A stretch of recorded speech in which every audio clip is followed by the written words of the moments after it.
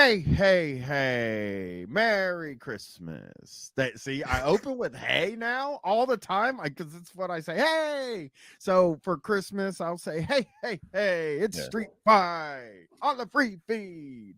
I am your host, Brian. My co-host this week, this wonderful week, are Alexander and Tony from Minion Death Cult. Hey guys. What's Hey, up? indeed. Merry That Christmas, sounded real Brian. jolly. I liked it. I really liked your I'm jolly jolly. haze.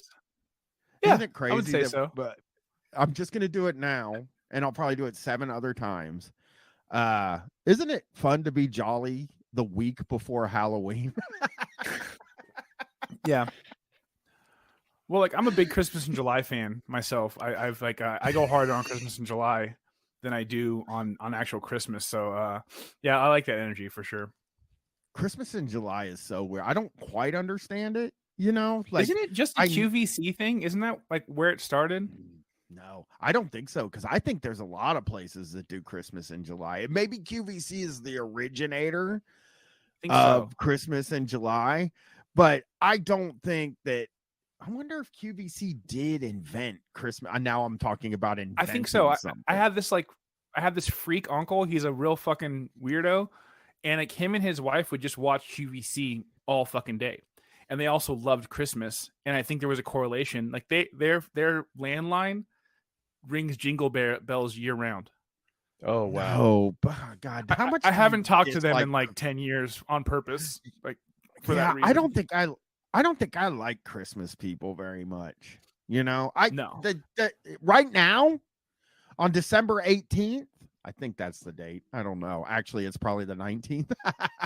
Whatever day it is right now in December, it is like normal. We can all put on our ugly Christmas sweater and do all the Christmas stuff. But like do people that do it all year, I think make me a little bit nervous. It's like a weird fucking thing. It's kind of feels like a sickness in a way. Like I don't want to move on. It feels like an infantile disorder. I mean, I don't know. We all get our jollies, so to speak, from whatever we like or whatever. But yeah, well, the Christmas year round, I don't think I know what you guys are talking about because the only thing I think of like Christmas people who celebrate year round is the son in the Santa Claus who becomes obsessed with Christmas because he finds out his dad, Tim Allen, is Santa Claus. And so he becomes a Christmas guy and he's just playing dress up Christmas shit like the whole year. And his mom and stepdad are like, okay, it's like therapy time now. Yeah. No, you don't know. Right. You've never heard of Christmas people because there's like, if you go to, I was just, 2 months ago, I was or 3 months ago, whatever. I was in Gatlinburg, Tennessee. And there are stores in all these tourist towns that are like Christmas stores. And it's just all year with the Christmas. And then, there's a guy sitting there all year, or a woman, or, them. They're sitting in a room all year listening to Christmas music, staring at Christmas decorations. Not even the good Christmas music. They're probably not even listening to Typo Negative.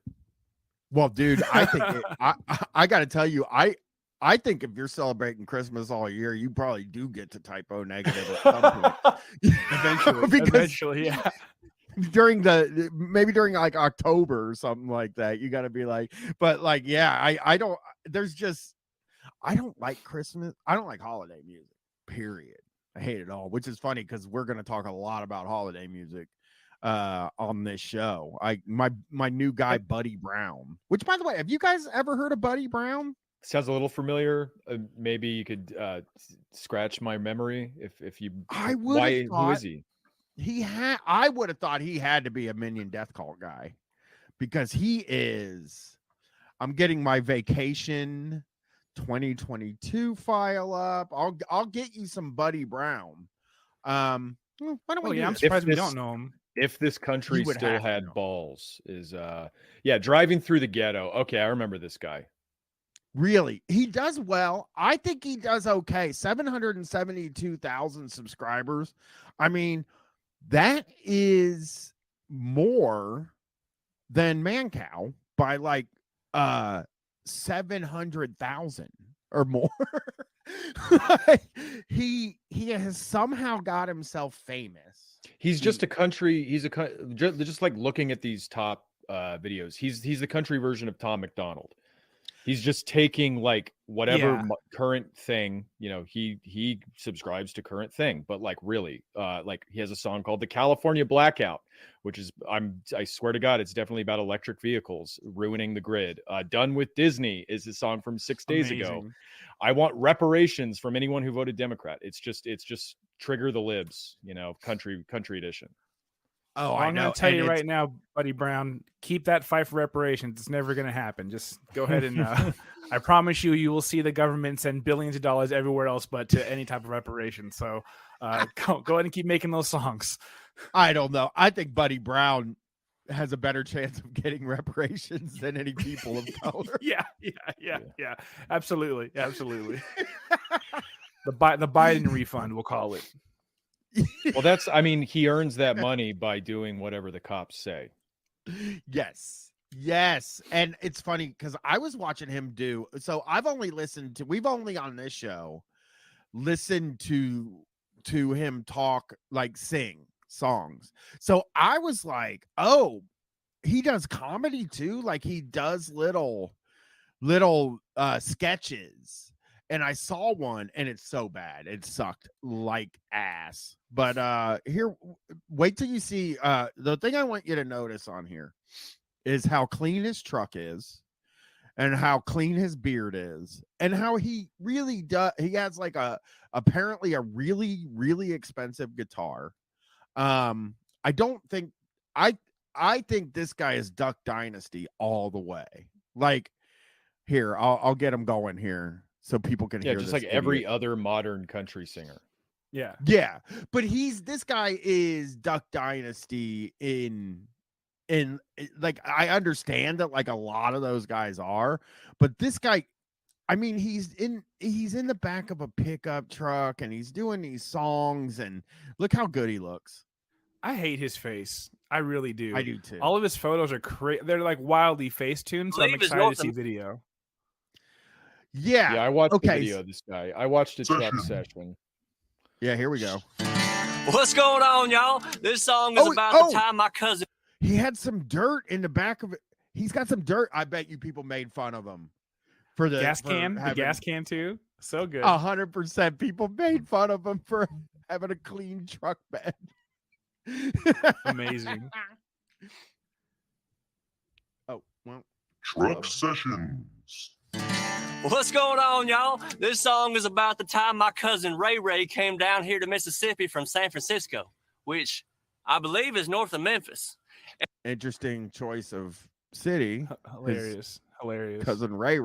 Is that even still like, I don't hear the like San Francisco is ultra gay thing. I don't think I've heard that in like a fucking 100 years, it feels like.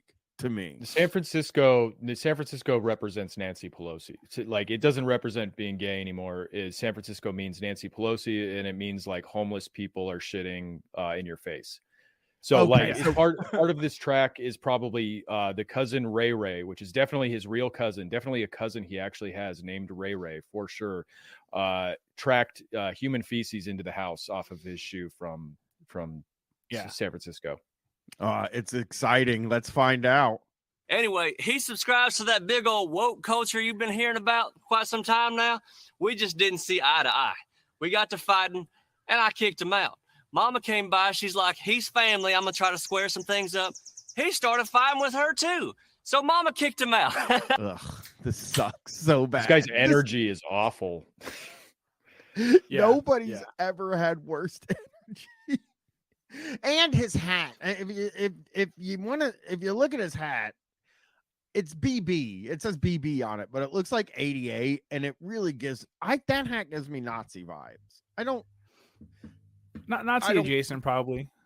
Yeah, I thought it was an arrowhead. Yeah, as in looking at a Nazi thing and being like, "Oh, I like that." Just can you replace the Hitler stuff with me sitting in the back of my truck vibes.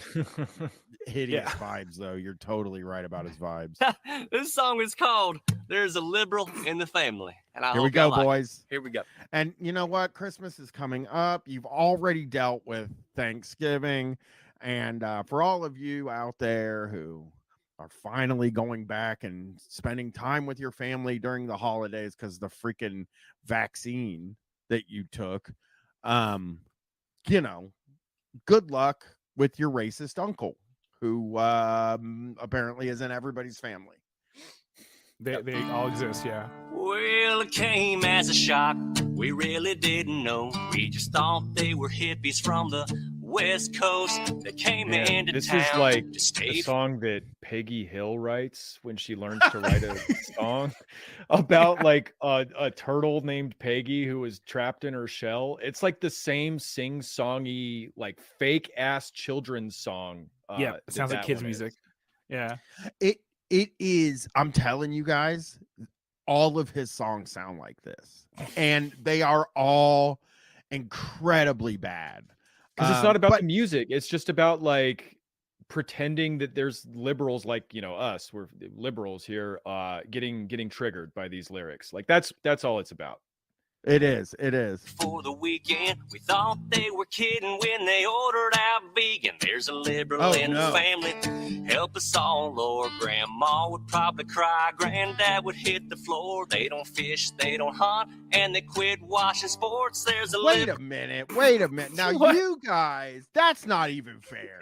If I'm being honest, that's not even fucking fair. Now, you guys know better than anybody about who quit watching sports. Yeah. That's so true. That's amazing. Like, yeah, you live in San Francisco. I mean, I don't know. Like, where are you hunting and fishing? I guess I don't know. Yeah. This is silly. Well, he's in Tennessee. Yeah, but he's complaining about the liberal cousin or whatever who doesn't hunt or fish in San Francisco. Yeah, I guess not. I mean, maybe he fishes if he fucking works on a dock in one of the ports in San Francisco. There's many of them. But you know, those are all Republicans probably.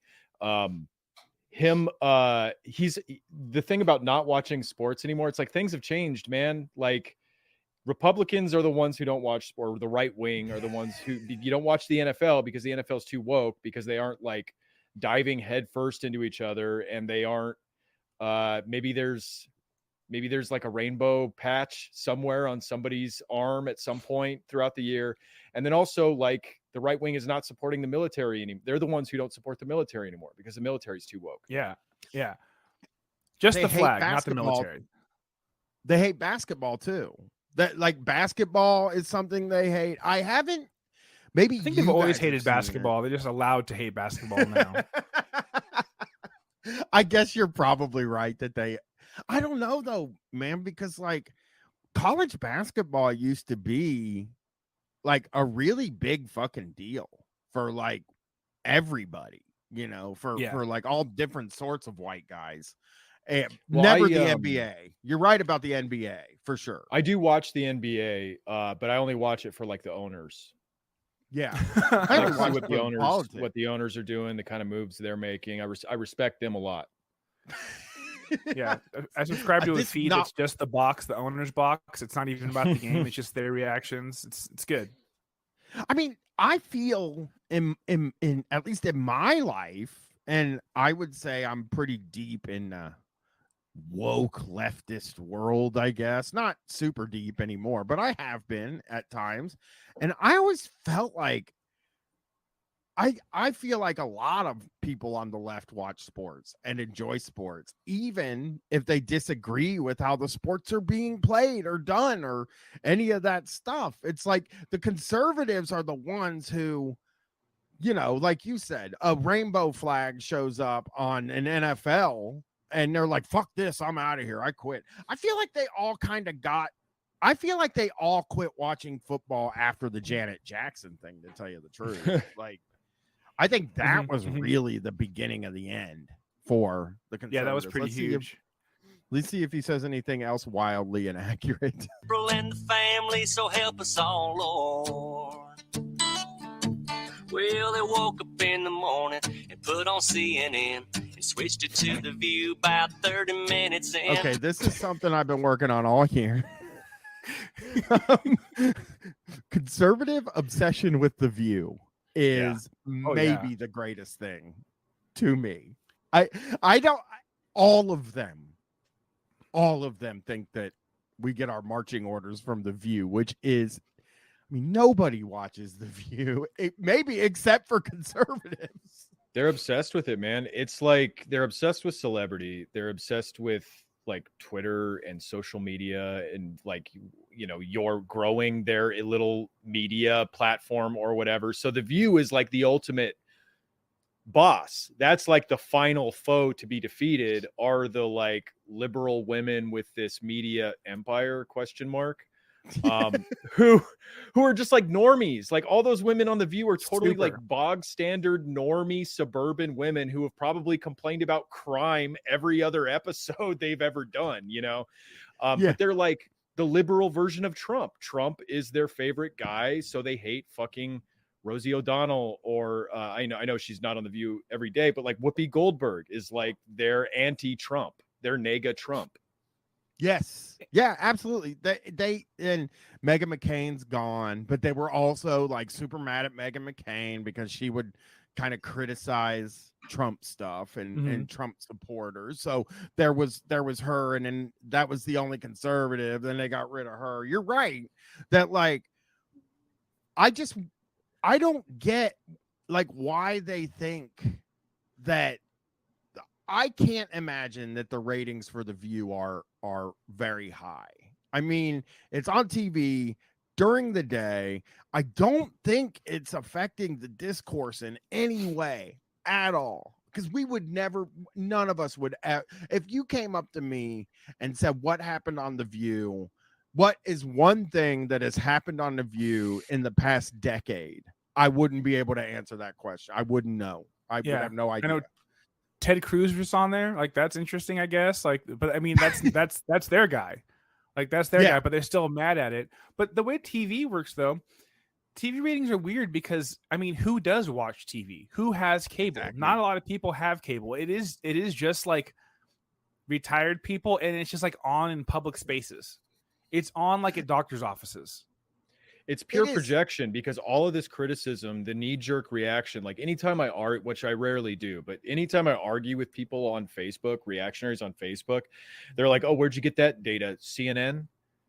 I'm like, no, I got it from the Bureau of Labor Statistics, where everybody else gets their fucking data, you moron. Like, they're projecting. They are 100% projecting the same power that Tucker Carlson has, that Trump has, all these right-wing celebrities onto like centrist Democrat quote celebrities.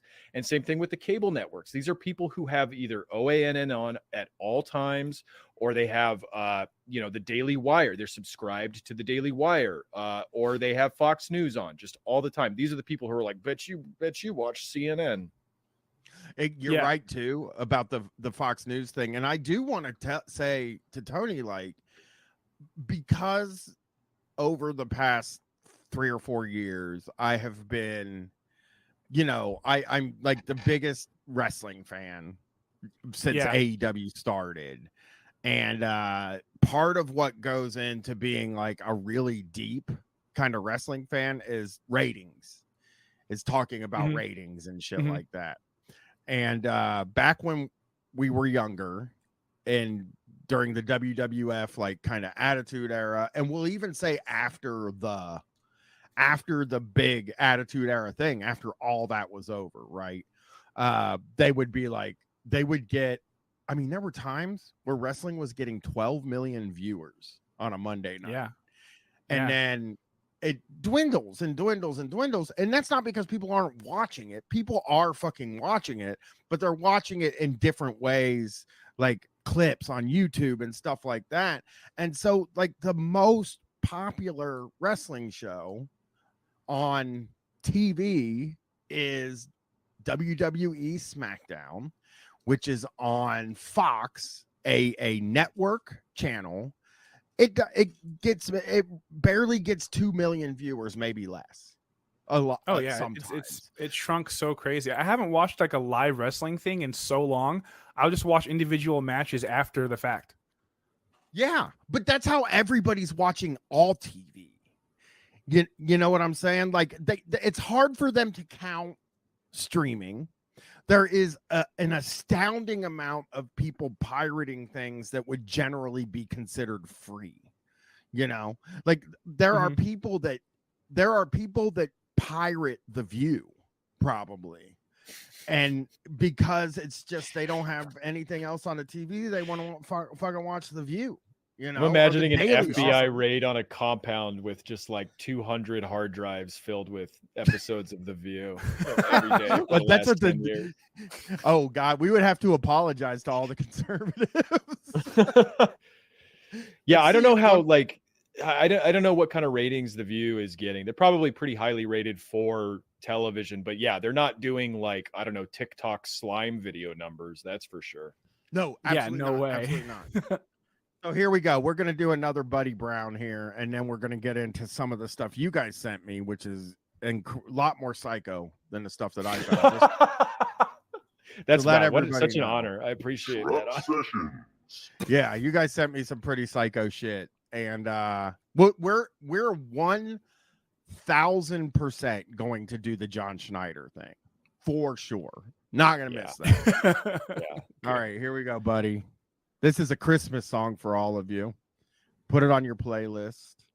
One of the other things I like about Buddy is when he names his videos, he puts an emoji, the crying laughing emoji in it. I just noticed that he's laughing at his own joke. He's letting people know that how fun, like he's doing the Facebook thing of putting the crying laughing emojis after your post, owning liberals for their car exploding in a hurricane because it had an electric battery.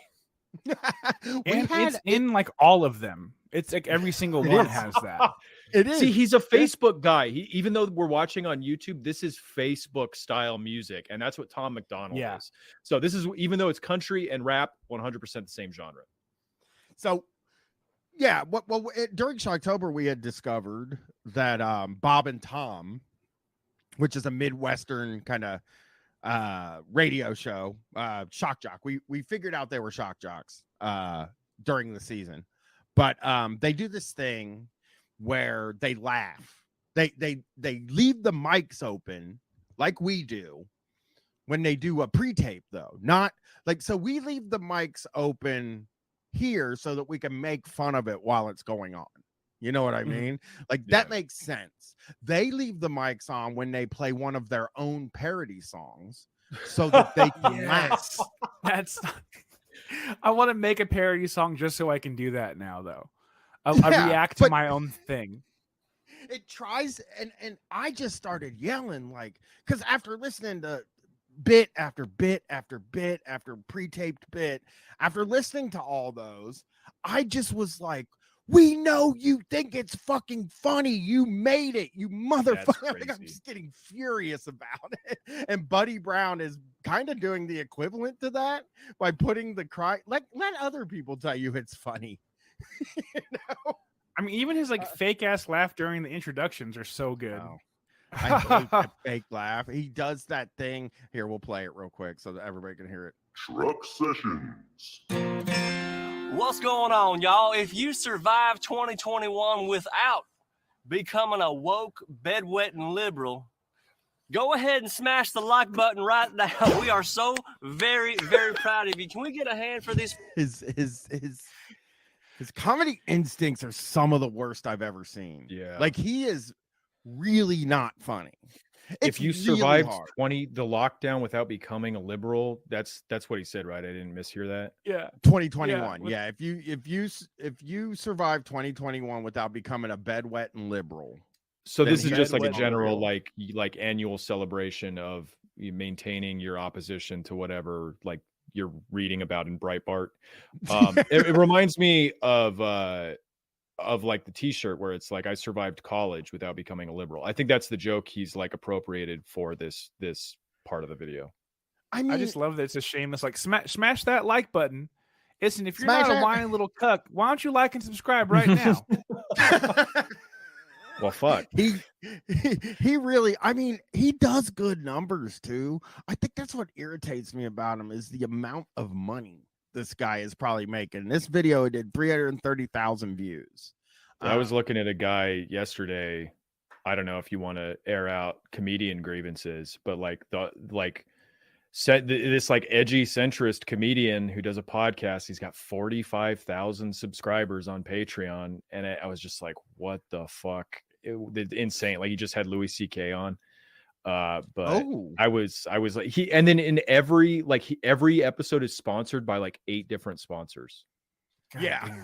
So he's got 45,000 patrons paying at least $5 each, and then he's got 8 sponsors on every episode. I know. When they do the commercials, when they do the fucking commercials after they already are making like a zillion gajillion dollars, that's true. Like nuts. Derangement. You're truly deranged. It's fucked because I mean we're turning down sponsors left and right all the time because we're all about integrity and about doing it for our people and not bending the knee to anybody. So we're always saying no to all these sponsors all the time. I don't tell Tony, but we literally are. I get about an email once a week from like a vibrator company or like some sort of upcoming social media platform that wants us to like integrate with them for monetization. And I usually don't respond, but the dildo vibrator people were really nice and they like sent us like 3 messages in 2 weeks. And I was like, no, like, sorry, we don't do any ads. Can you at least give me a Blue Chew sample? I would love that. I always feel real bad because the Kratom company that I buy my Kratom from wanted to be sponsored, wanted to sponsor us, and I fucking said no. I mean, yeah, I said no. They asked me, they DM'd me and asked me, and I said no. And then like a couple weeks later, Cumtown was doing reads for them, and I was like, you know what, that's good for them, man, because like somebody should help them. I couldn't do it, but I felt like an idiot turning down. I always feel like an idiot turning down will you post this under your viral tweet $50 too, because it's like easy to do, but when I start thinking about me putting something after my viral tweet, I feel mortified. No, it's not worth it. The only good ad reads I've ever heard are on Your Kickstarter Sucks. Literally, yeah, absolutely. The only good ad reads are from YKS. I got them in trouble. Did you guys know? That's also why I don't go viral anymore. You know, I just don't go viral. I just avoid it. You don't want to tempt them. Yeah, no. Yeah. How'd you get YKS in trouble? I want to hear that. So Mike was doing a show where he was fucking around with Jesse, and he wanted me to do an ad read for them. And so I did the ad read and I sent it to him, and I was goofing around, and you weren't supposed to name any of their competitors, and I named like 6 of their competitors because I didn't know. I had no fucking idea. And then Jesse told me like later on, they still play the clip and laugh at it, but they said they were so fucking mad at them. Yeah. Because awesome. I said, I got it. I love that I got them in trouble. It's so funny. I don't think they lost their. I mean, it's not like when we got Means TV demonetized on YouTube. It's not like that. No. All right, here we go. Folks, right here. You sit right there in the back. Santa, bro, you're sent fake. Me a telegraph directly from the North Pole last night, and he asked me to sing this song in lieu of gifts for half the population of America. I hope you enjoy this. It's called "At least Democrats Don't Deserve Christmas Gifts." Yeah. I That's interesting. I find it after you pointed it out, that laugh is infuriating to me. It's awful. It's awful. There's no joy in it at all. No, there's zero joy in it. There's like, real like Caligula vibes off this guy. I'm gonna go ahead and say not jolly at all. No, oh no, there's nothing there. I'll bet you he is something.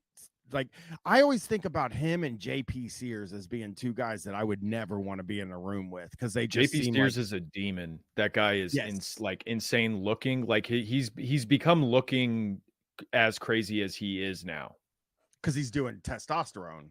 I'm Yeah. fucking 100% sure. Like all these right wing guys get on TRT when they get a little older. I know Anthony Cumia is on it too. But you That look guy at from him, you're like, Judicial Watch. That's another guy who's just has an insane looking body. Mhm. yeah. And fucking what's his name? Elon Musk Yeah. had that roid gut in that picture. Yeah. That Oh, testosterone well, bloat.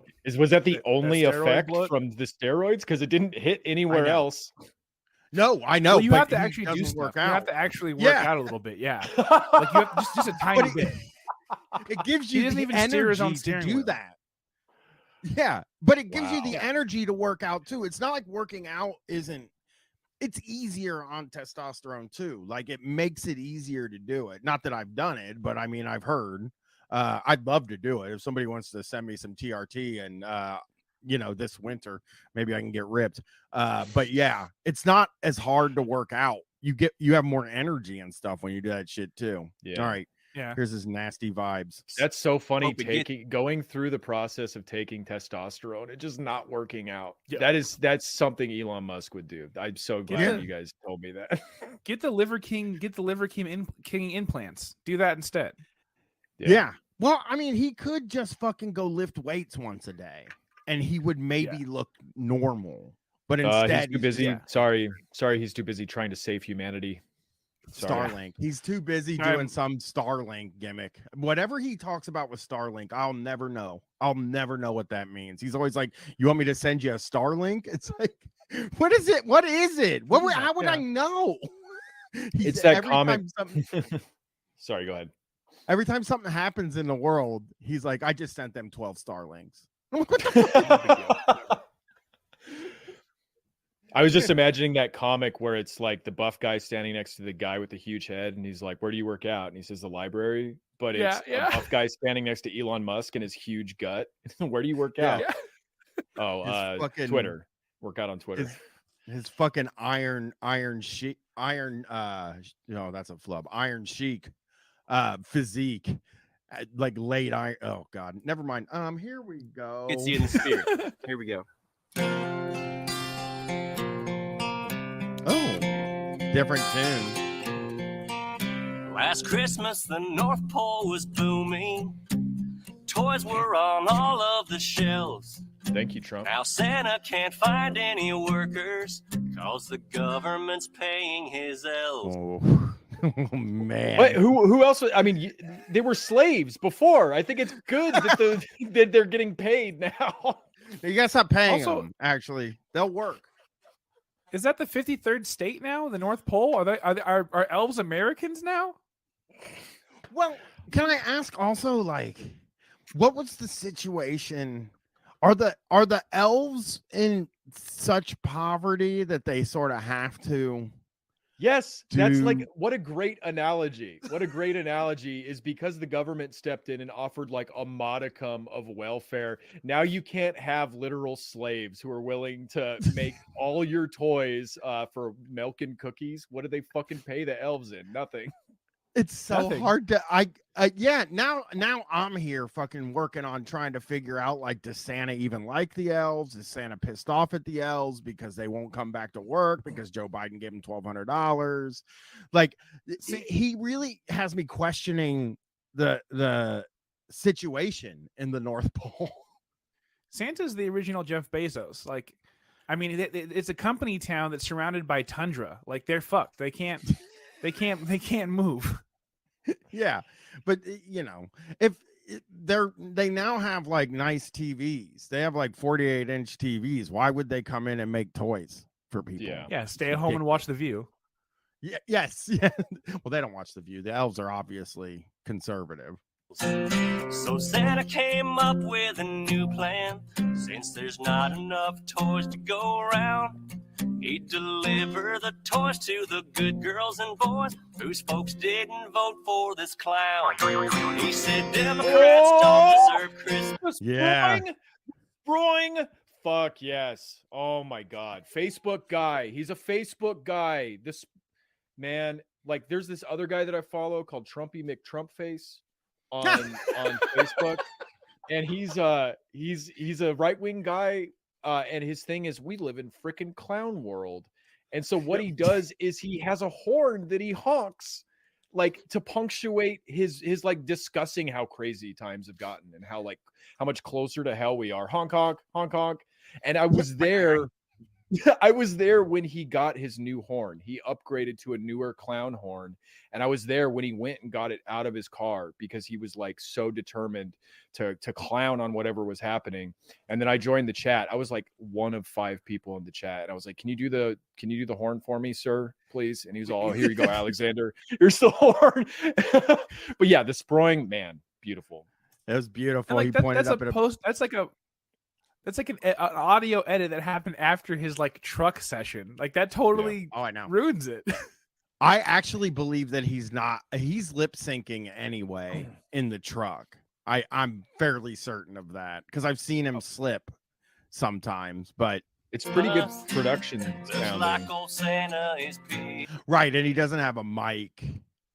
He doesn't have a mic hooked up to him anywhere, so I think he's lip syncing in the back of the truck and recording it in his home studio, which adds another layer to his psychoness. Told them Democrats don't deserve Christmas.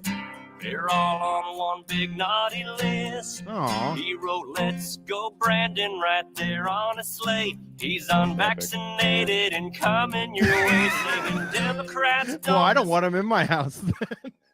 Yeah. Santa Claus, Please don't come in. anti-vaxxer. Santa's doing biological warfare this year because Democrats were so naughty. Their Christmas gifts.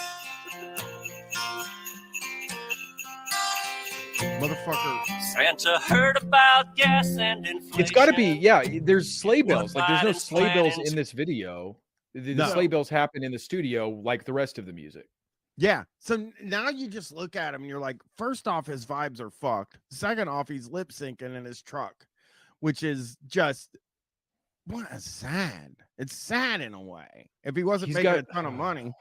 His beard sucks too. He's got one of those beards that's like so groomed and like lined up. It looks, it reminds me of like Ben Shapiro's beard, where it's just like, it looks fake. Like it looks like a Just for Men commercial, like a Just for Men beard commercial. Yeah. And it just reminds me of like a Red Skelton hobo clown from the 1930s. It reminds me, when I see a guy with a beard like that, I figure he goes to the barber every week for sure and has it like lined up and stuff. Whereas like, absolutely, I haven't been to the barber in 20 years. So there you go. It's a weird like Keemstar beard. There you go. Yeah. So he hovered right over the White House, let all of his reindeer go poo. Santa knows that he'll probably be canceled. Santa knows that he'd rather be canceled. That's like not even that bad. Like deer pellets on top of your roof. Like, okay. Yeah. Tough on the streets. It's like not that bad. He did an elephant shit on my roof. Santa did a Dave Matthews Band prank on the White House where he let out the RV septic tank over Joe Brandon. Said, "Here you go. Why don't you try to ruin this Christmas?" You got to hear this line here. Here we go. So he hovered right over the White House, let all of his reindeer go poo. Santa knows that he'll probably be canceled by left wings and those spoiled brats. But Santa just tweeted this morning, said, "You snowflakes can all kiss my ass because Democrats don't deserve." This is like the worst. You know what this reminds me of? Piano Man. It's like the worst. This is a reactionary Billy Joel shit. That's exactly what this sounds like. Yeah. It sounds like American Pie. It sounds like Bye Bye Miss American Pie, but with like way fewer lyrics. And insanely stupid politics. Christmas looks like old Santa is pissed. Told him Democrats don't deserve Christmas. You're all on one big naughty list. He wrote, "Let's go, Brandon," right there on a slate. He's unvaccinated and Yeah, he Like had to go back to I'm that. like politics aside, I'm like so embarrassed to be watching this as an adult. Yeah, This it's is weird, like man. gnarly, weird, childish humor and quote politics. Like being this invested in Republicans versus Democrats is like another type of infantile disorder. Yeah, And then mixing it's Santa always Claus in with it. yeah. Santa Claus is shitting on your kids, you dumb fuck. You know, But it's not even, it doesn't even have like the like K-Rock Christmas, like, oh, Santa's fucking a lady, here's her moaning, you know, with the jingle bells in the background. It's not even like that. It's like, oh, the reindeer went poo. The reindeer, he Yes. wrote, let's go, Brandon, and the reindeer went poo. It's like he's fucking doing a 7-year-old sense of humor, Oh and my he's so God. happy with himself. I think that's what drives me. You know what? I live a life of self-doubt. If people only fucking knew how much self-doubt I have. I think everything I do sucks, and I'm miserable all the time. And a guy like this who is so fucking pleased with himself and what he's doing sucks so fucking bad. And I'm just like, why can't I just be the guy without self-doubt, the guy that knows that I'm not doing something good or doesn't care if I'm doing something good or not, you know? Oh, Yeah, I there's would a lot of love people. that. There's a lot of Oh. people we see like that who are just totally mediocre, but could probably do better, but somehow found the right like wavelength, like the right both intellectual, cultural, political wavelength to just stay on. Like Terrence Mhm. K. Williams, for instance. Like that guy, his content is absurdly mediocre and boring to watch and repetitive. But he knows, like, he got a hit. He got a hit, you know, one of the first times he did it. So he's smart enough to just stay there, stay in that, keep like those blinders, those like intellectual or creative blinders on, and just stay the course. Yeah. As long as he I mean, can meet Trump like every 5 years, he's fine.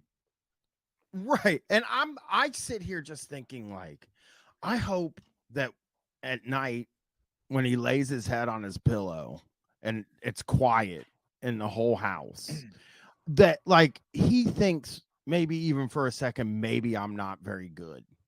Or maybe maybe maybe he thinks like I do when I lay my head down. Like, does he doesn't seem like the type of guy that has even an ounce of like, I'm probably doing something that sucks here, or lowest common denominator shit.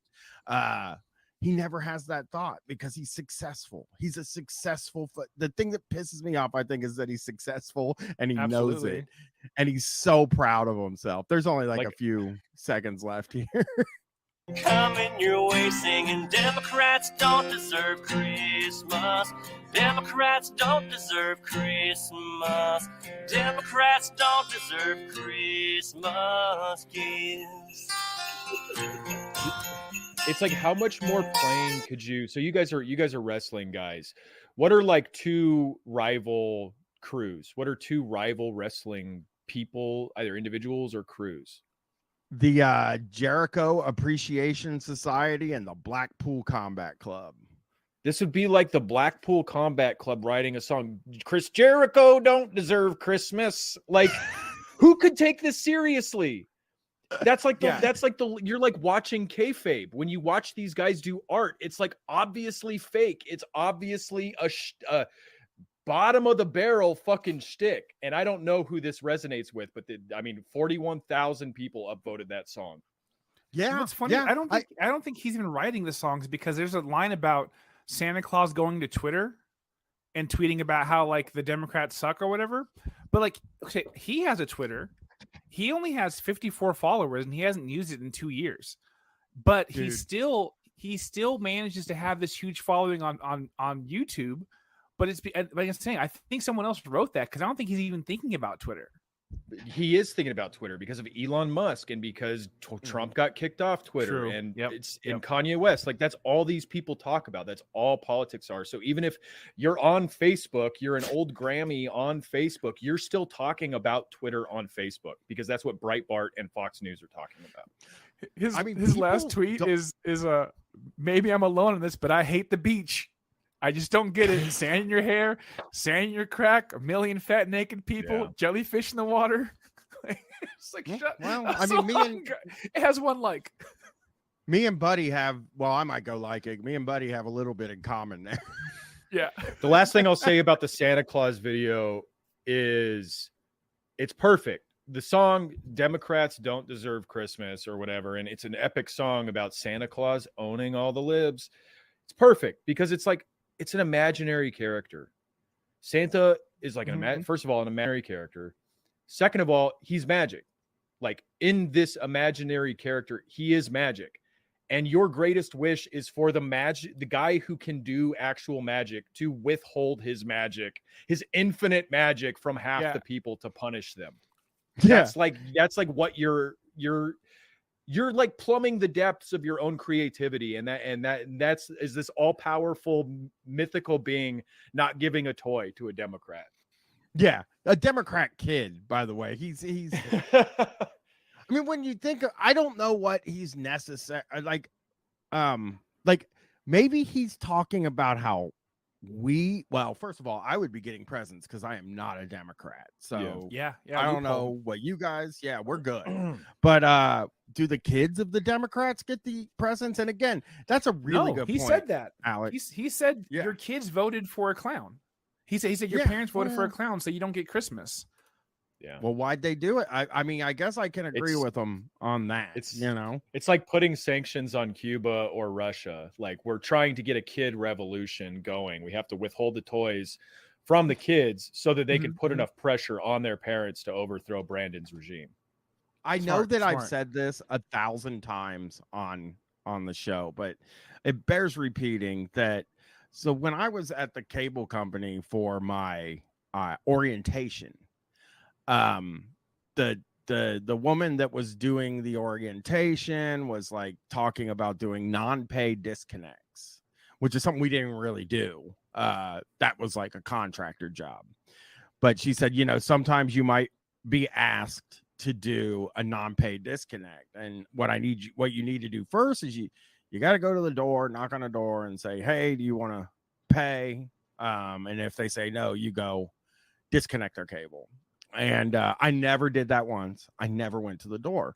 But in her example, I don't know why, but this thing has stuck with me forever. In her example, she said, if you go to the door and the kid answers and they're watching SpongeBob and they say, why did you take SpongeBob away from me? Say it's because mommy and daddy didn't pay for cable. God. They didn't pay their bill. And I always saw that as like a really fucking dark thing to tell people to do. And like, that's so what I fucked. feel like listening to this. Yeah. It is really dark. Like the lady was like, I mean, she seemed like a nice person, but I think that was one of the first times I was kind of looking at like corporate America in a way of being like, oh, I don't know if I like that. Yeah. Well, hold on. Kind of fucked. Yeah, no. It's funny. It's a Your real kid can watch opportunity too. SpongeBob. Like, there's no lyrics about like the Democrats removing Jesus from Christmas or anything like that either. It's like kind of a missed opportunity here. But like, that kind of shows how much he sucks at his job. But I mean, he also has millions of views on these videos, like actual millions. Well, it feels like I think like this year, whatever the Christmas thing is, the war on Christmas front is, because last year Starbucks was given a reprieve, right? Like Starbucks put Merry Christmas on their cups and the conservatives were like, look, we won. Well, Starbucks also owned a lot of their own workers by firing them or intimidating them into not starting a union. So conservatives were like, all right, well, the enemy of my enemy is my friend. So we're good this year. But I'll say this, like, it's nice to see the conservatives and Starbucks get back together in a way, because there was a time where, it makes you feel like anything is possible. They never left. They were going there the whole time, and they were ordering the worst fucking drinks. They were ordering extra caramel and everything. the whole time, and it was they never left. I did just see a headline though that we might be an issue coming up. I do apparently some police just found a bag of fentanyl candy canes, and fentanyl eggnog. So who knows what's going to happen this Christmas? It's going to get crazy. Be careful out there. Did you see that for real? No. Oh, that scared me. You gotta I was ask. like, that's fucking weird. Well, Okay, in this here we crazy go. mixed up world we're living, I Yeah, mean, it's just thank proof you. of how crazy it is that I could have believed that. I believe We got a something. couple days I- before that's my favorite Christmas, thing. though. We got a couple days. I think we got 6 or 7. So Anything we'll can see. happen. I'm looking at the vacation spreadsheet to see. I have this slated for. I don't know. I don't know now, but it has to come out before Christmas. So the Democrats do their whole thing. All right. So Alexander, you sent me God. here's the thing. A video with a incredibly offensive name.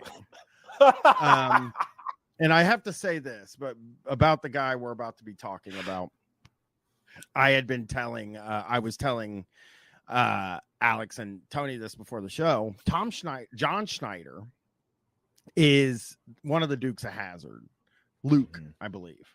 I think Bo is the dark-haired guy. I don't know. I was a big fan of the Dukes of Hazzard when I was a kid. I didn't know that. I think he flag was might be offensive. Bo Duke. I never watched Dukes of Hazzard, but everybody was saying, like, I love you bringing Bo Duke into every one of your roles in your self-produced movies, John Schneider. So they could be wrong too.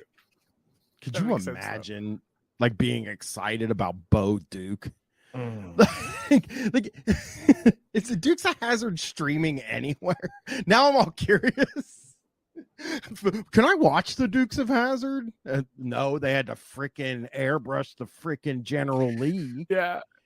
I think I don't know if that was when he became a reactionary, but that's when I noticed that he was that's when I noticed him. I think that's when he like made his claim to fame, was because like some toy company was releasing the General Lee without the Confederate flag on it. Again, something for children. And so it became a conservative benchmark, a conservative, like their biggest political event in this month, at least, was a toy for children. And that's when I noticed he was such a reactionary. But then, he just released a movie, self-produced, called To Die For, that is the ultimate reactionary fever dream. But you were telling us, Brian, that he's a Bubba the Love Sponge guy. Is that Man cow guy? He's a cow guy. Listen, if Bubba the Love Sponge Bubba the Love Sponge has better instincts than Man Cow by like a mile. Hey, I don't think Bubba would have John Schneider on his show. Maybe. I don't know. I don't know how desperate Bubba is right now. I haven't listened to him in a long time because the episode was like number 3 in Shocktober. And guys, check this out. This is going to be so funny. I'm taking a little break from Shock Jocks right now. It's Yeah. Good for you. meanwhile, the fucking turdness. I had to end this call and listen to Man Cow for 4 hours. He's a Man Cow. It depends. Guy. If Bubba the Love Sponge sees To Die For, maybe he will have to be on the show. If sees his John's new movie, then maybe he will be on the show. So I will say this Watch about out. Bubba. He is an atheist. And he's got the vaccine, but he isn't like really keen to admitting he has the vaccine, but he has it. He did Smart. get it.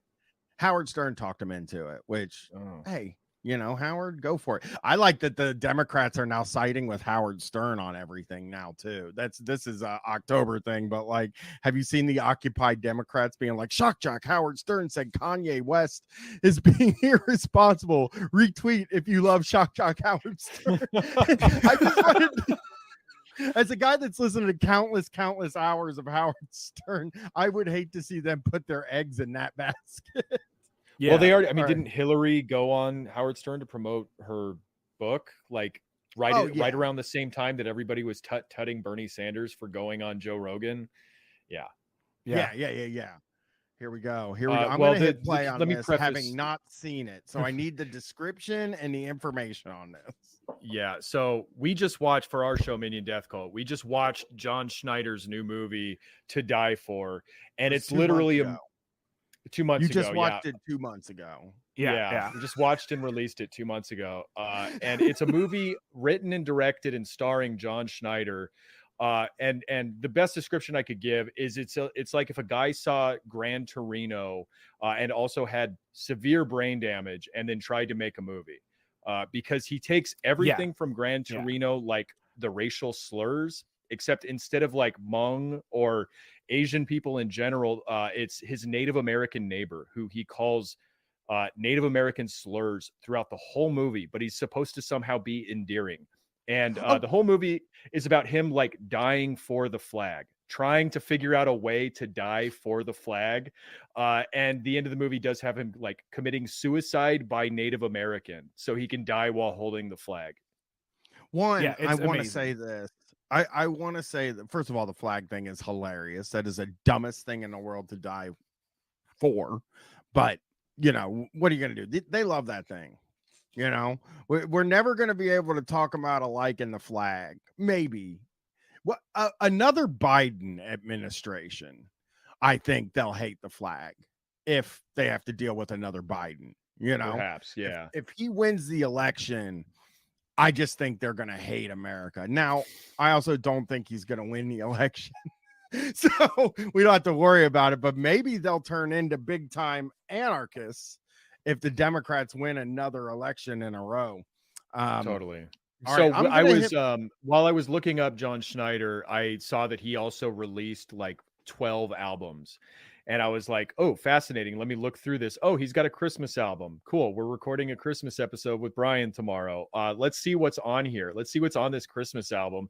And this track jumped immediately to my attention because it's called Who Da Baby Daddy. Yeah, I don't like that name. And I was like, what could this be about? This is supposed to be a Christmas song, and it's called Who Da Baby Daddy. Oh, I think I know. You really have to hear it. You really have to listen to know what you're in for. There's no way to describe it. Oh, okay. Can I quickly guess here? The baby daddy God? Yeah. Oh, yeah. Oh! See, that's because you're a good person and you understand what Christmas is actually about. If you understand what Christmas is actually about, there's no question what this song is about. And you're going to listen to it with reverence because of what it is about. Yeah. I mean, the music, name, though.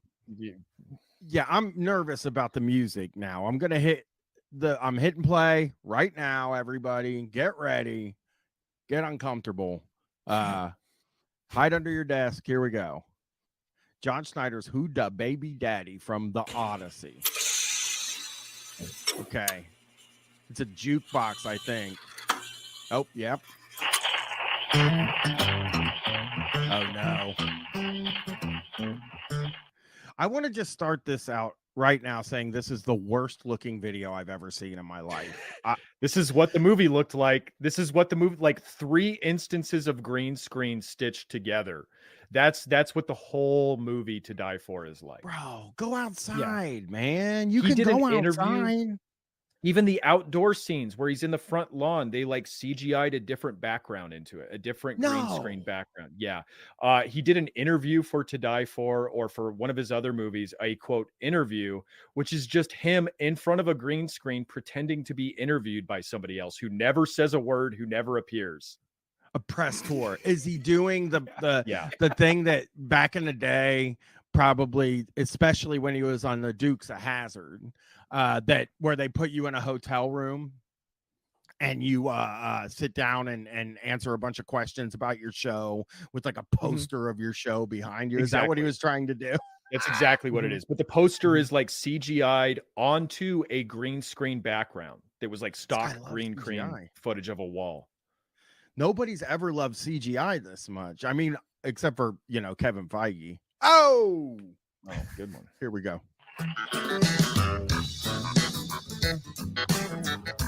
This is kind of sick here. I'll tell you a little story now. I want to say also real quick that Who Da Baby Daddy, the title, makes me think of rap music. Instead, it's Stevie Wonder core song. Bow, bow, bow, bow. He's doing Superstitious, which doesn't even match with the name of the goddamn song. God damn it. It's like a funk swanky, like what's the word? Like a nightclub jazz type number. It's so bizarre. And yeah, Who Da Baby Daddy is stylized, not in the title of this video, but officially it is stylized Who Da, which is DA apostrophe Baby And, Daddy. Oh God, I would be imagine upset how about like the racist he is at racism. home. Yeah, I would be upset about the racism, but it's very rare that we get a white guy to admit that Jesus was black. So I'm gonna take this as a victory. I mean, just seeing the title of this song, all I can think about is how racist this guy has to be. Like this guy has to super be racist. wildly racist. No, because the QB in To Die For, the movie, the QB, the high school QB who takes a knee and that he shoots in the arm at the end of the movie is white. He's a white kid, so he's not racist. And he's also I mean, yeah, don't spoil. No spoilers. Yeah, no, not too many Well, spoilers. Can I say that he probably made it a white kid because I think white people that aren't conservative piss these guys off more than That's black very true. people even. You know, like they hate people like me, where it's like, oh no, I'm not on your side just because we're white people. They think we're the worst shit in the world. I mean, I knew a guy who was a Nazi. It like straight up just calls himself a Nazi who me and him got along for a long time. I know that's wrong. But like he was he called himself a Nazi. He was friends with a lot of the black guys at work. But when I, radicalized, basically, he just cut off all contact with me. He wanted nothing to fucking do with me. And it was always so confusing. It was so weird to me, but I think he just hated me so much more. Race trader. Yeah, well, I mean, what's worse than being mad? Like he's not mad, he's disappointed, and that's just worse. Yeah, that's true. He's very disappointed that I wouldn't get racist. Listen up.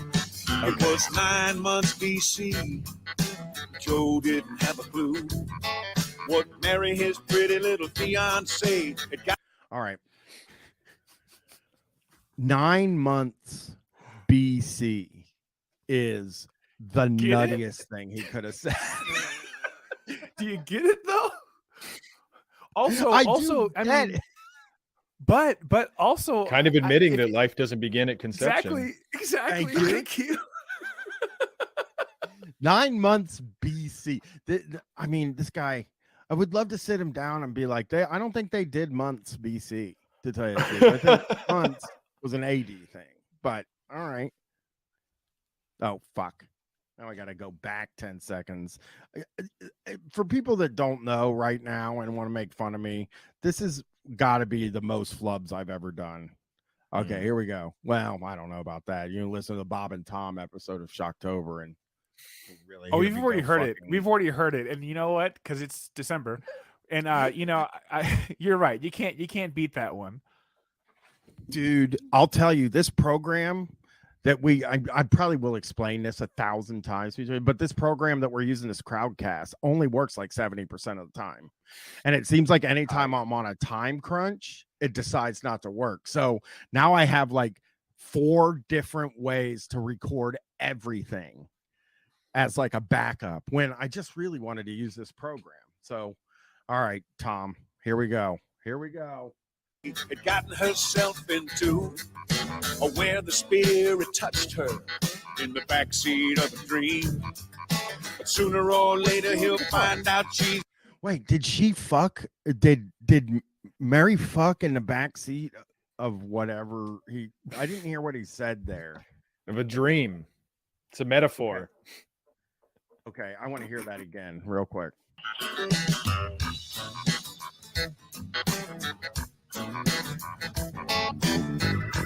I'll tell you a little. What's the background here? Have you guys figured that out? Like probably Jerusalem. I don't know. Story now. Right there, yeah, I guess. Yeah. Listen up. It was 9 months BC. Joe didn't have a clue what Mary, his pretty little fiance, had gotten herself into. She was raped by Where the God. That's Spirit what happened. touched. Yeah. Well, Yeah.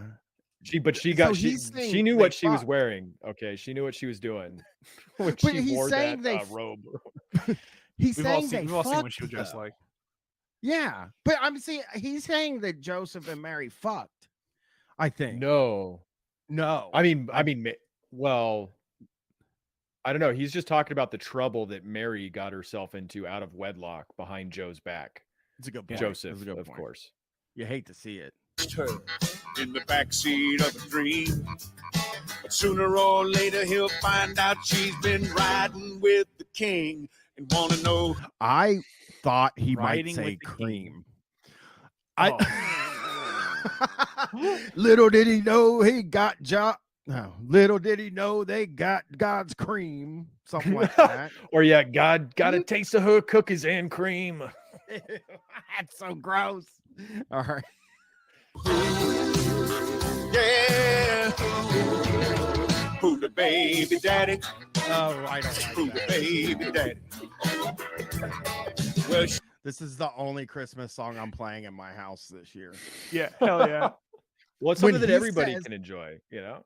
When he says who the baby daddy, it is astounding how fucking uncomfortable it makes me feel. Like, because if you're looking at John Schneider, which by the way, guy looks like he's dying. I watched him on Man Cow and he just did not look great. He looked kind of like the Crypt Keeper. But here we she go. told Joe the story and he just shook his head. Why is there a stripper in the background? Like a male stripper in the background of the video. He's dancing like a stripper. It's like, so I said jazz nightclub. I misspoke. I meant like honky tonk nightclub, like Yeah. swanky, rhinestone cowboy shit. And that's like what the guy is doing in the background here. It looks like he doesn't have a shirt on under his jacket. I think it might be John. I think it might also be John because he's Okay. singing along. He's like mouthing the lyrics. Okay. Yeah, he's dancing like a stripper. Baby daddy. Well, she told Joe the story and he just shook his head. He said, "Hail Mary, Mother of God, looks like we've both been had." She said, No, baby, it's not like that. You need Oh, fuck. Yeah. A guy It's like a straight, yeah. dressed as a pimp Straight up pimp, showed yeah. up in the background. Yeah. So is Joe a pimp? Is Joseph No, God. pimping? God's the biggest God pimp is- daddy God's of a them pimp, all. He's a yeah. pimp. But he Yeah, made the is. mistake. He made the mistake of loving one of his hoes too much with Mary. Yeah. His bottom. Yep. to Everyone knows. understand. You see, technically, I'm still a virgin, untouched by human hands. And he said, "Tell me the truth, girl. I gotta know who the baby daddy." That pimp suit on in the background, that Spirit Halloween pimp suit he's wearing is Yep. it makes me feel so bad. Like this this video has been 1 minute and 28 seconds. It makes me feel so fucking bad. Yeah, We it's gotta the go. joke. It's the joke, the old joke of like, oh, Mary told Joseph that God knocked her up, and it's like, okay, I guess I got to go along with this. So it's like, oh, she did infidelity, like that's the joke. And so we could make a sexy song about infidelity, like whose boots have your bed, or whose bed have your boots been under, or like that's like a rich tradition. But you also got the baby daddy factor in there, so you got to go racist with it. It's Oh interesting yeah, because like absolutely. it's interesting because like now I'm thinking about it like this is almost it's kind of like the Blue Lives Matter flag in a way where this is almost something that should kind of offend Christians, but that joke that you said, oh, who's the baby's dad, who the baby daddy is like I would put the percentage, this is my guess. 96% of Christian comedians have a joke like that. Yeah, it's reactionary and racist enough to like glide over the blasphemy. Yeah. Yes. Say 100% of them are going to hell. So yeah, it just, I wonder, like, I'm sure that like there's guys that make a fucking killing around Christmas doing their stand-up sets, like Christian guys that do like Christian stand-up are probably making a lot of money, you know, and they do that joke. Every single one of them does that joke, unless there's like one Christian comedian that has the ethics to say, you know what, no, I'm not going to do that joke. But I doubt it. Well, what's the goat boy? What's that comedian's name again? Jim Brewer. His name. Yeah, Jim Brewer definitely has a bit where he goes, so like Mary goes up to Joseph and say, I got some news for you. And she tells him a story. And then Joseph's like, what? You mean what? And he just does that for like 30 seconds. They think that's the most interesting way to tell the story. Is the thing. Like, you know how it is. You fucking watched Maury. Oh God, I bet you if we looked for it, we could find Maury Povich. 100%. There's a Maury sketch about Joe.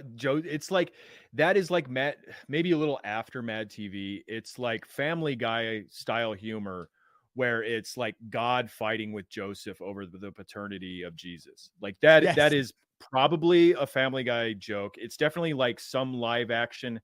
Maybe SNL did it. I could possibly see them doing it. Some like sketch comedy TV show did Mad that TV for sure.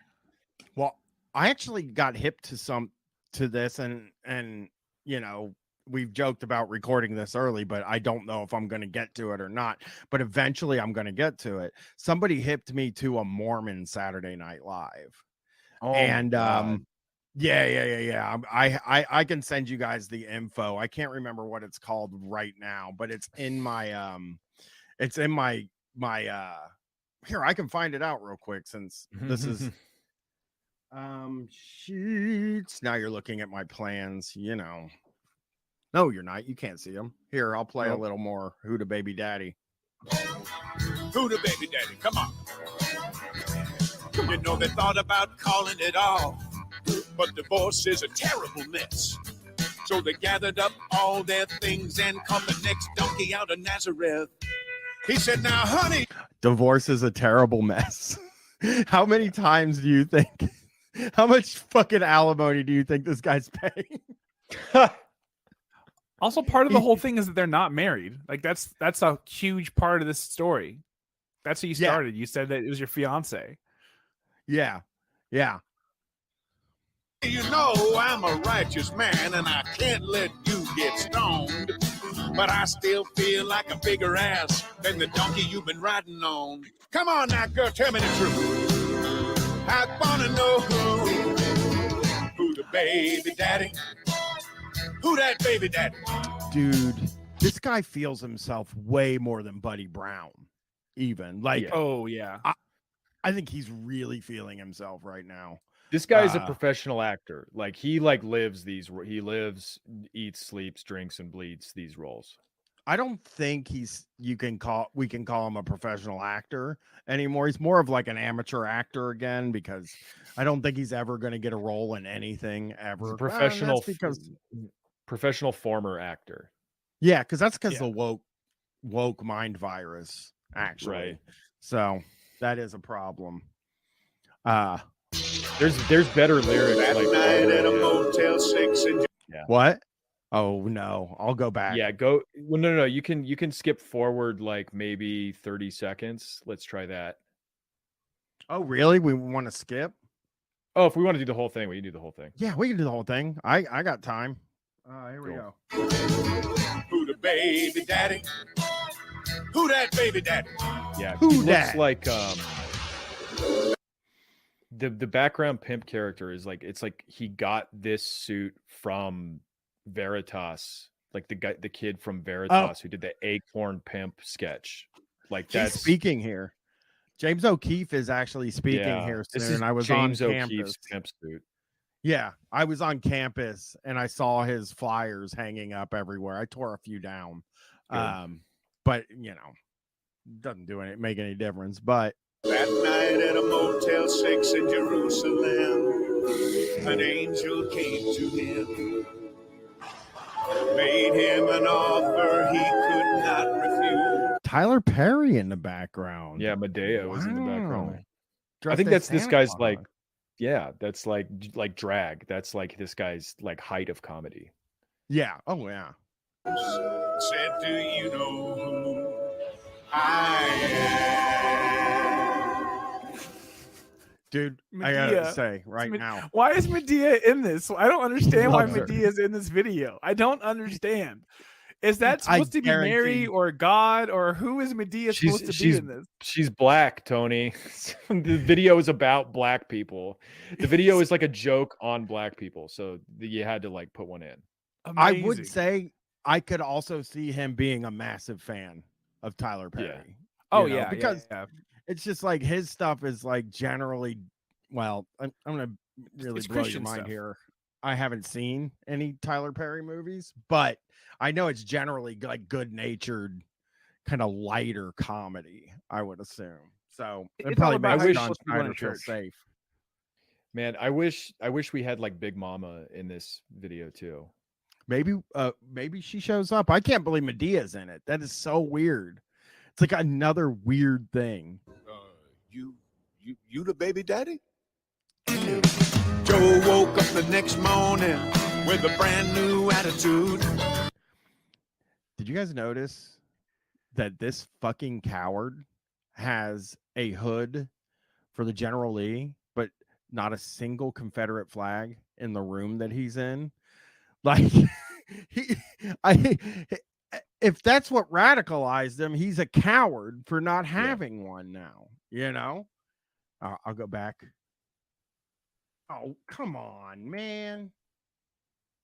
I just discovered this 10-second skip back with Jay, and it's like really changing my Made life. him an offer he could not refuse. Said, do you know who I am? You the baby daddy? Joe woke up the next morning with a brand new attitude. A midnight talk with the great I am will scare the hell right out of you. I hate the way he said moaning. He woke up the next moaning. Yeah. Oh. Yeah. Oh, so offensive. Yeah, the And voice see- he's doing throughout all of this is so funny. I know. And you see in the background, they have General Lee's stuff, the number. 01 Yeah. behind them. Yeah. But no, there's not a single Confederate flag. And to me, if I'm this guy, I'm putting a Confederate flag in the video because I'm racist. But I'm not this guy, so I wouldn't do it. He said, now, honey, I know this match was made in heaven. I'm sure it's gonna last. But I promise you here and now, I ain't never gonna miss another Lamaze class. I know. Yeah, I ain't gonna what a Lamaze class? I'm I not ain't gonna never miss gonna another miss Lamaze another class. Lamaze class. Oh, that's nice. Yeah. Good That's guy. actually Real- really nice. Yeah. Real like do a 90s Lamaze. joke. I love it. Yeah, I know. Nobody knows what Lamaze is. I have a kid. We didn't do Lamaze. And that might have been because of the guy I was at that time, where my wife was probably not ever going to be able to talk me into going to Lamaze. I probably called it gay. If we're really Yeah, being honest, I would have called it gay. Lamaze, It's probably one of the Lamaze gayest is like things out. it's like therapy. It's like laying on the couch. It's like latte mocha frappuccinos. It's all gay. Yeah. Yeah. Yes, absolutely. Or celebrating wedding anniversaries, all that stuff would have been like that to me. know who the baby, Baby daddy. daddy. Yeah, I know who that baby daddy. Oh, Now Dick Clark did the countdown from downtown Galilee. damn. You don't fucking go in on Dick Clark like that. You know, he's not that old. Yeah, I love another great reference is Dick Clark doing the New Year's Eve countdown, but in Galilee hasn't- though. He hasn't been on, he's dead, I think. He's been dead for five years probably at this Okay. point. And then even guess. for a few years before that, he wasn't on the countdown. So it's a real like 20, maybe 2008 reference here. But here we go. We got 50 seconds left, so just strap in, kids. It was 5, 4, 3, 2, 1, 0 BC. There was a manger and a stable and a star over Bethlehem with 8 reindeer and a fat man flying when Mary had the little lamb. Now you know. Okay. So as soon on December 25th, 0 BC or AD, Santa Claus came in and was like, we're going to fucking do it up every year on this day. It's going to be fucking nuts. And then now, unfortunately, that Joe Biden gave handouts to all the elves. So they're not even making enough stuff for the rest of the country anymore, you know, and they're just, the Democrats just aren't getting nothing. And that's fucked up. There's no Christians that believe Santa was there. What? There's no Christians who believe Santa was like at the birth of Jesus. That's like a very non-Christian thing to believe. I've seen a few paintings that lead me to believe both Santa was there in the manger at the birth of Christ, as well as a LAPD officer. I've also seen an LAPD officer present at the birth. Now that I think about it, I think my grandma has like Santa kneeling and praying at the manger, like a statue of it. I think, my bad. I actually do have a buddy who said that like when they were kids, their Christmas presents were from Jesus instead of Santa. That rules. Hell yeah. And like it was him telling somebody else's story, but then I think I even tweeted about it one day and a bunch of people were like, yeah, we got presents from Jesus too. And I'm like, you know what? That might have made me Christian. They might have been able to get me, you know? Here we go. Bethlehem with 8 reindeer and a fat man flying when Mary had the little lamb. Now you know who. The world knows who. Baby. You better know who. Yeah, you better know who. Who the baby daddy? Who the baby daddy? Who the baby daddy? He the baby daddy. Good God. He the baby daddy. Son, he the baby daddy. Good God. He the baby daddy. I know who that baby daddy. He the baby daddy. Is he saying good God like good God's the answer? Like, good God, this is the baby daddy. Good God. He's doing the war. Huh. Good God. Yeah, totally. Y'all. That's what he's doing. Yeah. It might be doing a lot of work there. That's God, this is such what this does it say what year this happened on what year it was on 3 years ago. Oh wow. Because I tried to look. I tried to like look to see if it was related to like the Medea Christmas movies, and it's not. Like it's not at all. Like that soundtrack actually has bangers on it. This whole thing is a fucking mess. It's incredible.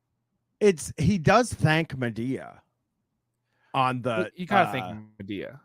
Yeah, I'll go down and look at some of these comments. Bob Smithers says, Jesus Christ, this is brilliant. I don't even feel like going for a ride in my gasser. Stumbling on John's amazing work here has been great. Hey, John, I wonder who the baby dada was. LOL. John, I'm loving this. I had a bad day until I watched this. Fun and hilarious at the same time. I'm always a fan of you. You're jamming out on this one. Real fun to watch. This lady seems like she was about to end that comment like 17 times.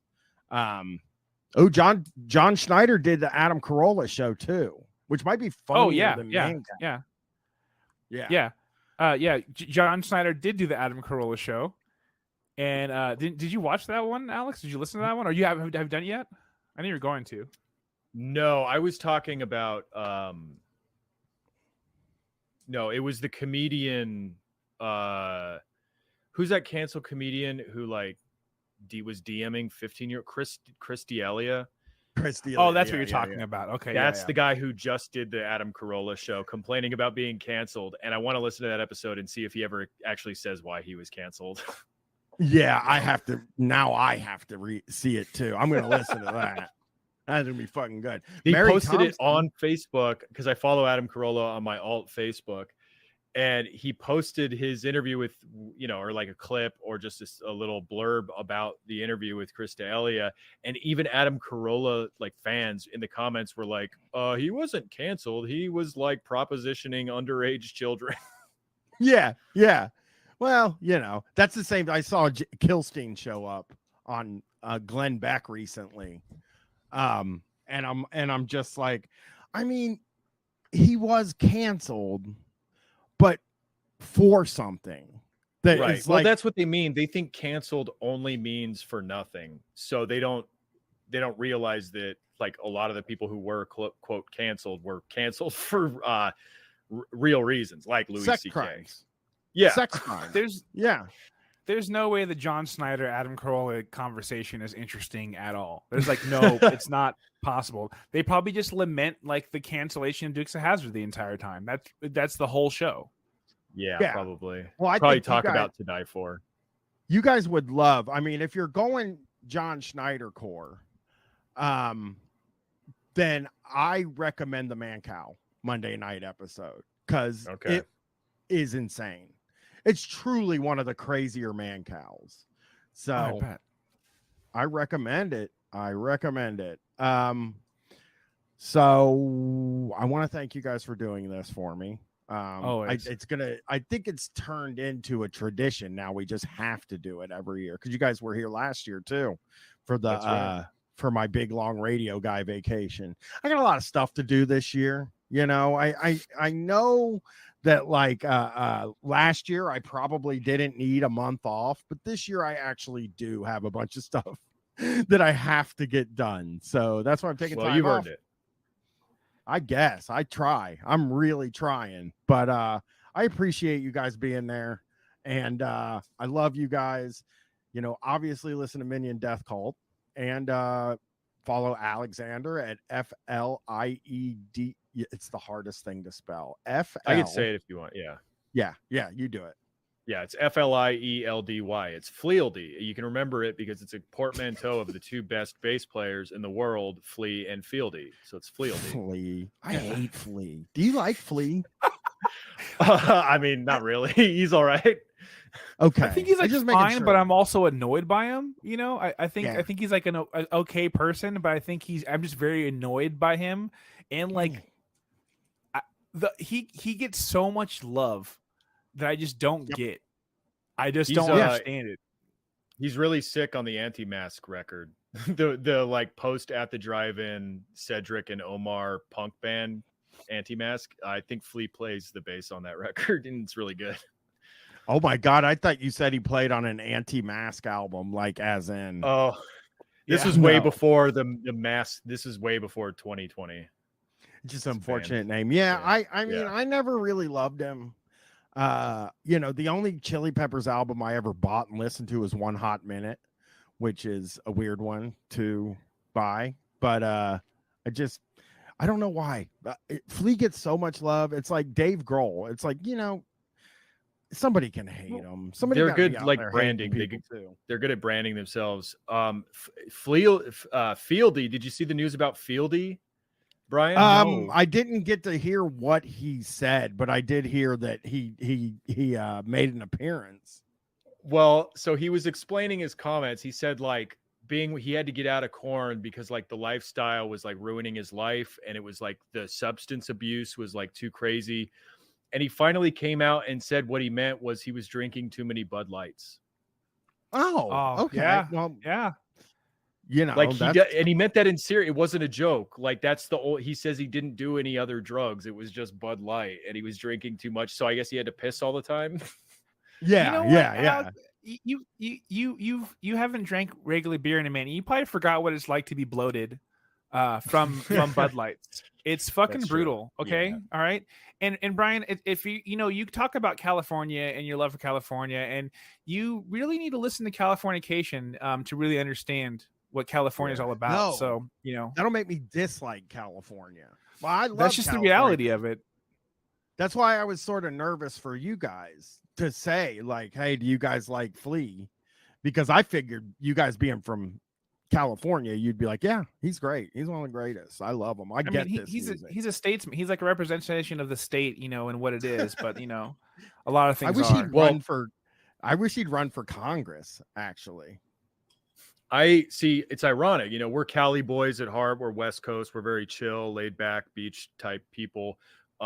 So we do love, you know, Sublime, 311, yeah, and like the figured. Long Beach Dub All Stars in general, Red Hot Chili Peppers. But ironically, like my favorite Red Hot Chili Peppers song is Around the World, which is about other places besides California.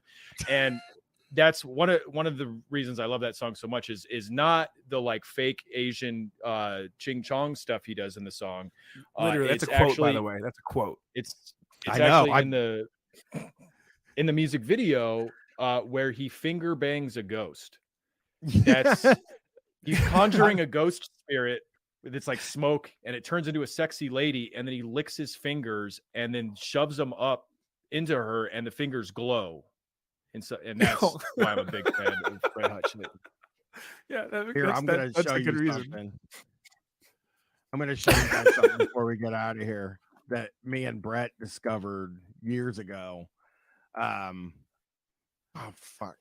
I typed it in the wrong thing. I'll have it 1 second. Yeah, because we did this like years ago. I found this, and it was very funny. Oh, Anthony Kiedis was on Joe Rogan, huh? Okay, man, here we go. Does he talk about like having sex with a 14-year-old on Joe Rogan? Oh, I hope not. Okay, here we go. That's a super cut. Okay, here. Oh, there it is. I think I found it.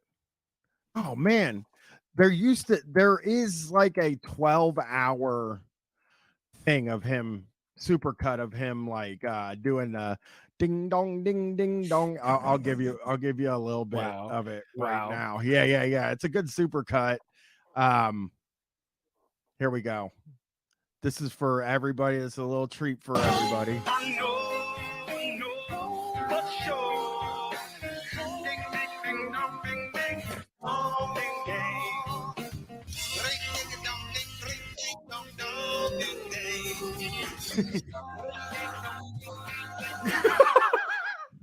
Oh no.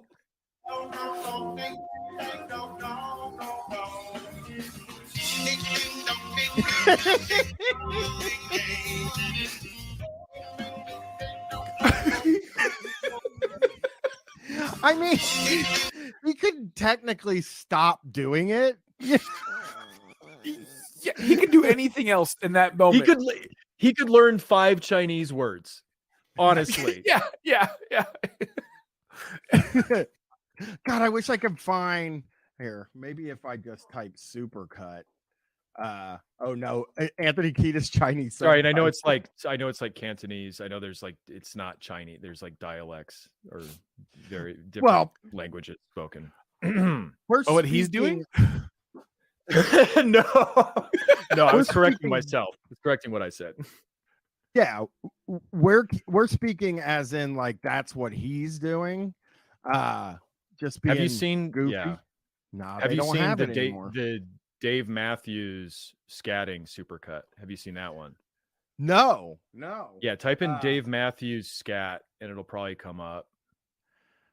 That's dangerous though. Like you said earlier, you can't just that's a word combo that can get you in some gross stuff. Yeah, Joe Rogan experience fucked us all up. So Dave Matthews. It's always dark in the room here because I hate lights. Don't worry, guys. It'll come up. It's adding. All right, here we go. Dave Mathers scatting. Is it Jimmy Thang? I mean, that one's really funny, but that's not what I'm talking about. It's like March of the Fire Ants or something. Type in Dave Matthews March. I'm getting there. Oh my God.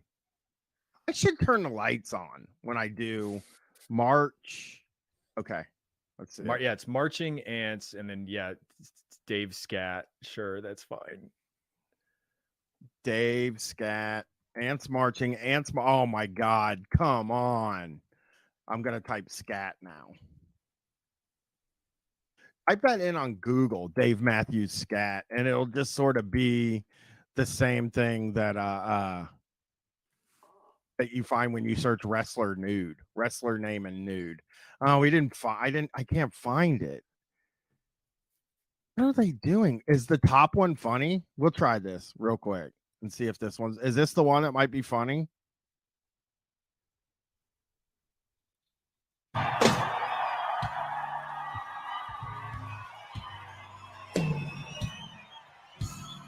Damn it.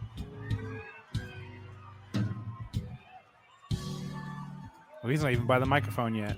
Yeah, come on, dude. That's what this music is. That's why it sucks. Ew, no. Nope. Nope.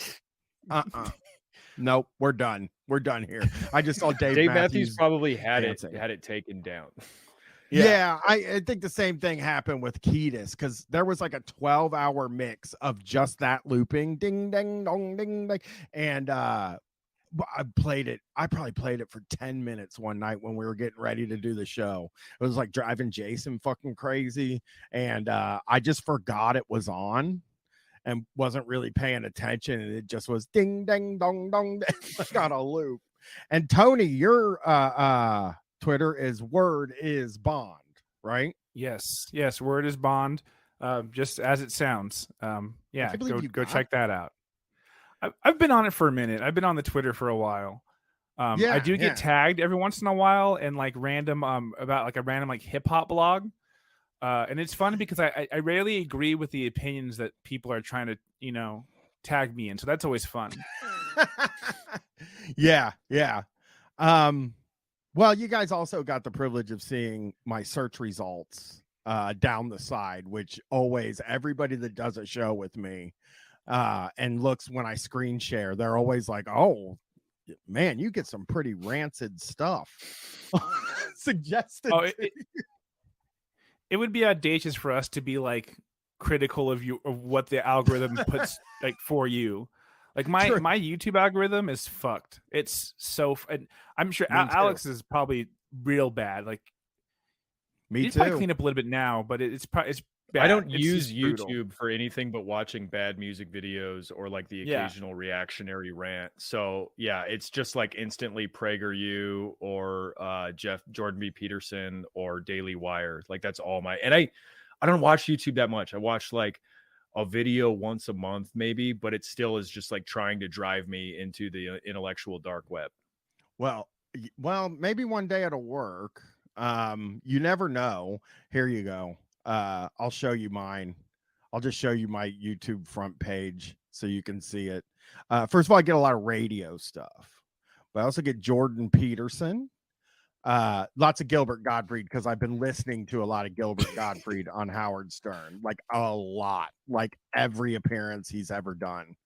Oh, look, Chris is here. That's nice. Chris James. He's right next to Tom Likas, Breaking Bad, the sitcom, and Gutfeld, who I'm a massive fan of now. Gutfeld. I don't know if you guys have seen the videos I've shared, but it's very weird to see like old videos of Red Eye that like the Melvins are on, or like Matt Pike from High on Fire, I think, is on an episode of Red Eye. Very weird. Yeah. And like he bombs in front of an audience that comes to fucking see him. It's fucking nuts. I can't even believe it. But hey, click that link I sent in the chat. That's the Dave Matthews scatting. I found it. I'm going to the fucking chat. Here we go. Oh, this is too fun. Chat. Oh, okay. We got it. Oh, no. I got the little preview there just to let everybody know that I think it's going to be very funny. And Merry Christmas to everybody. Here's a little bit of Dave Matthews doing something.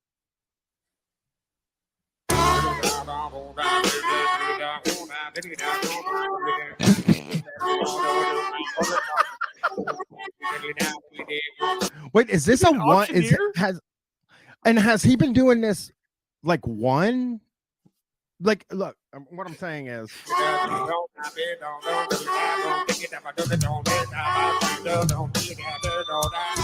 I think it repeated right there. oh, okay, yeah, because I was like, is this just one fucking instance of him? Yeah, he like, does it going live. off? Yeah. Oh, this is his thing. He's a scat man.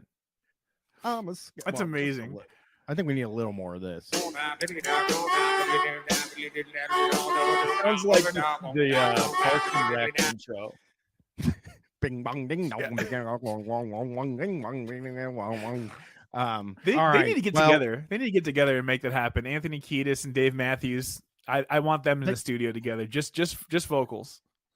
Yeah, and John Schneider could do some stuff too. Like he could do some Huda Baby Daddy along with them. Like there could be just a wildly offensive group of guys. Actually, I'll say this about Dave Matthews. He's not offensive. That's not offensive what he was doing. Not in the way that Anthony we're Kiedis used to. Not in the way not in the way we usually talk about. In a totally different way. The way we like. Type in Kim Cattrall scat. Type in Kim Cattrall scat because you're gonna get a combination of John Schneider and Dave Matthews. We're getting there. Cattrall. Dave Matthews is batting. only offensive in the sense that he doesn't stop talking about eating pussy like for 5 seconds. That's all he talks about. That's cool though. That's cool. Eating pussy's good, and we It is can't. cool. That's the weirdest thing about listening to like Howard Stern, like Gilbert Gottfried's appearances on Howard Stern from the 90s, because he's like, ew, I don't eat pussy. Like everyone, you'll hear somebody call in or like say somebody's gay for eating pussy in the 90s. So Dave it's Matthews very sings about eating ass as well as pussy. One of his lines is, Yep. "I like peanut butter. I like jelly. I want to lick you from your back to your belly." Oh, fucking, You know what I mean? eating ass is cool. And when did he when did that start? Like when did he release that song? That's Do the you know? 90s. That's the song like all your older parents were fucking to. Like there were That's a lot of fucking Dave fr- Matthews No, they songs. weren't. like that. Nobody fucks to Dave Matthews, but No, someone I listening do- to this right now was conceived to that song. Guarantee it. Ugh. All right, here we go. I read poetry Hold on, and pause it real sonnets, quick. and he plays the Okay. So for people who don't know, this is the woman from Sex and the City. This is the blonde from Sex and the City, Kim Cattrall. She's like the sexiest one of the four. I'm not as familiar, but she's like the sex pot of the four. I know they're all like sex pots in their own right, but she's like the most open about it. Yeah. I think. I got a Mel Torme scatting coming down the side. Here we go. upright bass. Yamakipiebo, Cedere Facebo, Indog Latin equals UJ, Sophus, hooray! Guys scat, women and men scatting. Wow. Do more. Well, he bit all the he-dogs and winked at all the she-dogs. The town never knew such a hullabaloo as that little dog Ew. raised till the end. Till the end of his days. I would listen to Oh my I'm going to be God. listening to this every day now. You say Amazing. Safa Saray. I get this shit stuck in my head all day. Ever since I heard it like 6 years ago. I do. He the he dogs and the she dogs. And it's her and her husband. Her husband is playing We just upright have- bass to her. Oh, it looks like real Jesus. sex. It looks like an episode of Real Sex. Like they're about to fuck after doing it. Here, let's see I've Mel always joked Torme. about. I've always joked about how like white people can steal all the music from black people, but they can never do scatting correctly, and that's the one thing we still have. Like people have gotten Jonathan close, but Davis not. invented a version, I think. Yeah, Jonathan but Davis Jonathan invented Davis is white mixed to scatting. 13-year-old Tony, so it's okay. Yeah, Tony thought Jonathan Davis was mixed. Yeah, I probably did too. If we're really being honest, because the dreadlocks, I'd never seen like a white And he was guy. fresh, and he was fly. Yeah. he like No, he I dressed agree. cool. I knew a white Bakersfield boy when I saw one. What's Mel Torme sound like?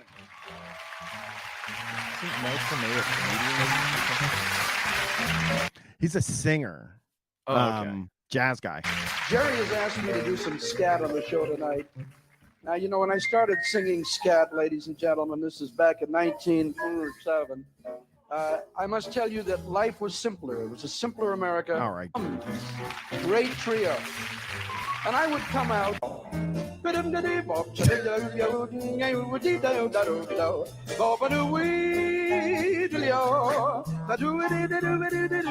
These are I said this on the Tom Likas episode of Shocktober this year that like people want to be in a band, but they can't play an instrument.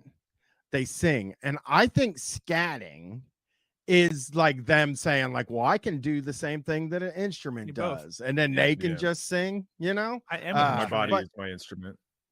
Yeah, mine too. You know, I wanted to be in a band so bad, but I was only ever willing to do singing. I was never willing to like learn an instrument. But I also wanted to be like the front man too, you know, like I wanted to be famous. That's harder than learning an instrument anyway, being a cool front man. Yes, absolutely. Well, that's why we start podcasts instead.